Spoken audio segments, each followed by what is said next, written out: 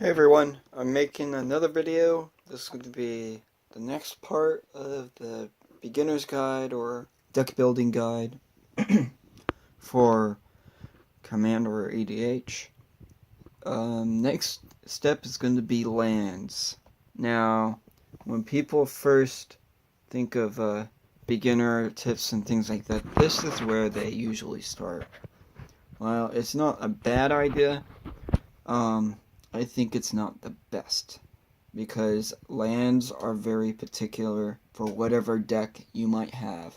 Like these legendary lands make absolutely no sense to be going into my sliver deck, but they make perfect sense for my Captain Sissy deck because I can search out those legendary lands by using her effect of searching for a legend or a legendary card. Same with Hall of Bandit. But that doesn't make any sense for the Sliver deck. The Sliver deck would want cards like Command Tower, Academy Ruins, Mutavault, and other cards. So, this is basically going to be a quick video showing you, telling you about what cards I have for my two decks, and explaining to you why I use each card, while also explaining to you what cards are good that I may not even have. Just because I don't have it doesn't mean that you should not put it in your deck. But this is where the deck building does not become very linear. This is when it becomes complex and it becomes unique based on your deck. First thing I'll do is say basic land. You should always have some basic lands. Personally, for me, I hate it when there is not a basic land in an ADH deck, because once you get rid of, there's a card that gets rid of all non-basic lands, forcing you to play with basic lands. Then those players' decks completely combust and they aren't able to do anything. One little card can screw everything up for them. That's why you should always have a few basic lands, and I do that in both my Sliver deck and my Captain Sissy deck. Next one is Strip Mine. This one should be in just about every deck. It is great to destroy target land, and it also taps for one colorless mana. So that's pretty good. The next one is Command Tower. Tap for any color of your commander. Definitely a must in Commander. And Temple of the False God. Add 2 to your mana pool. Activate this ability if you control 5 or more lands. This is good. The only time it would not be good is when you are very light on lands. So let's say an artifact deck can possibly get around it. There's so many decks out there that's usually a must, but not always a must. Not quite like Command Tower. Another card that's really good that a lot of people have or should have in their decks is Academy Ruins. It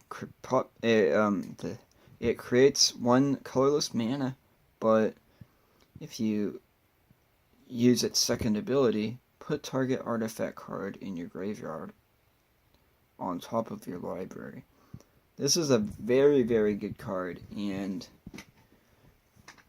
it's great for like my Sliver deck because my Slivers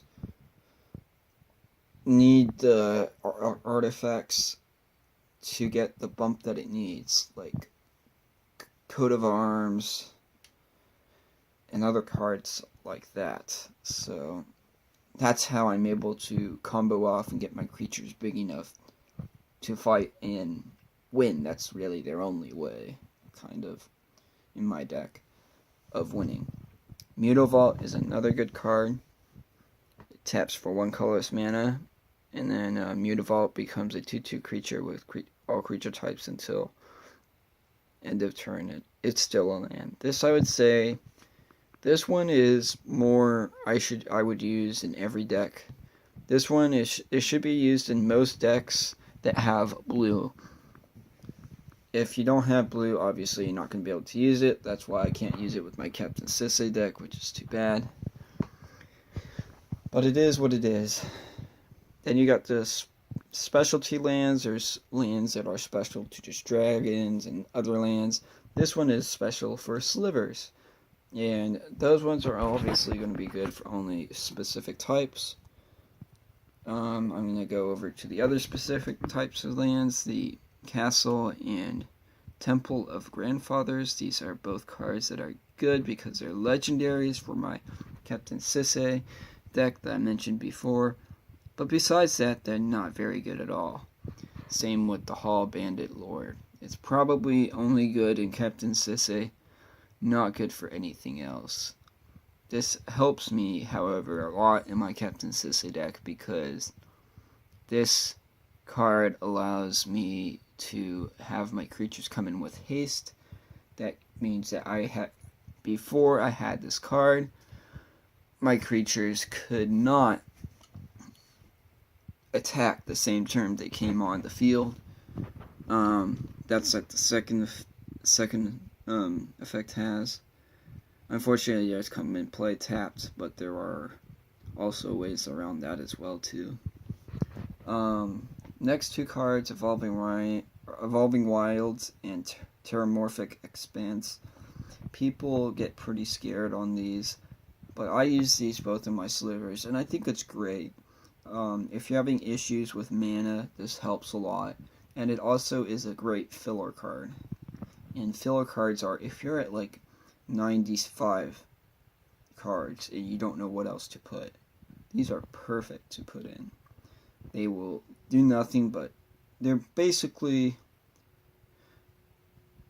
like you're putting a land in, although you have to put the land in tapped. But you're basically getting a land,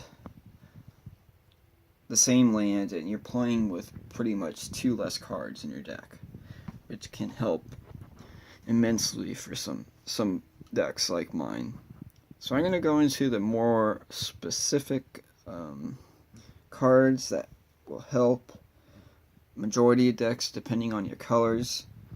First off is the lands that tap for 1, and then if you tap for a green, a forest or a plains, you add 2 forests or plains or 2 plains. So this is decent for if you're having issues, you have 2, 3, 4, or 5 color commanders. This is going to be a great, fantastic way to get your mana fix. Next one is Pay 1 Life. This is Windswept Heath and Polluted Delta. They both pay 1 life, sacrifice, and you get a search for either a forest or a plains card, or an island or a swamp card. These are good because you can actually get dual lands, any cards that say the land is a plains or forest. So this can be abused pretty easily, which is nice.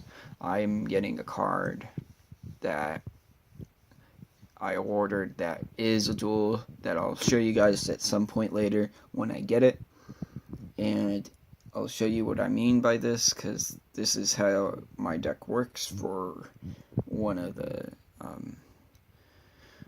L's that I just got too, that it works in combination with this, but you can use these cards to get either a swamp plains or an island forest or any combination that these cards have, so it's pretty powerful. The only small drawback is paying 1 life, but that is insignificant in Commander. It's definitely a card I would recommend. And then we got Llanowar Waste and Yamiyava Coast. I don't really know how to say it, but both of these cards are add 1 mana, colorless mana, or tap and add either a forest or and some water, or a forest and a swamp, and it deals 1 damage to you. These are the pain lands. There's a bunch of other ones too for all the colors. So those are really good to get to. Those are good in most decks as well. Just about all decks. Next we have these. All of these cards. So I'm going to list the names off these and explain what they are. Drowned Catacomb, Glacial Fortress, Clifftop Retreat, Rootbound Crag, Woodland Cemetery, Hinterland Harbor, and Dragon Skull Summit. So, besides the fact that these are really cool looking cards and that they help you quite a bit, there are other there's a more important reason for having these, especially in my Sliver deck. Each one comes into the battlefield tap, but you get to add either a swamp or a mountain. Now, each one, I read it wrong. Each one enters the battlefield tapped, unless you control a swamp or a mountain, and it creates a swamp or a mountain or a forest or island or a mountain or plains, and so on and so forth. So the thing is with these cards, they are very good if you have basic lands, obviously. They're also good when you have the dual lands as well, for reasons that I've said before. But these are amazing in any 5-color deck, and these are a must for 5-color decks. So these are very, very good cards to get. Now, when you go into lands, a lot of these cards are very expensive. I paid $8 for Igini's Castle and $12 for the Hall of Bandit, and those two aren't super expensive. When you get to the other cards, like this card, or the Pain Lands, and they're going to be either a little bit more expensive or a lot more expensive. So, just something to keep in mind. This is a way that you could easily break the bank if you aren't too careful, but you can also invest a lot as well by buying a lot of these kinds of lands. You can easily sell, trade away these lands once you have them, or sell or buy and trade to get these lands. Lots of people have them because they know that they are very, very, very important to any EDH deck, or any deck whatsoever. Most decks, that is. So these are very, very sought after cards. So I would say these are where I would say you would want to go next after getting the mana rocks. Because the mana rocks are pretty important, and you can start out with just some of the basics. Your deck will be really slow, but that's good enough for now. Anyways, I'll see you guys in the next video. Hope you guys liked it, and bye.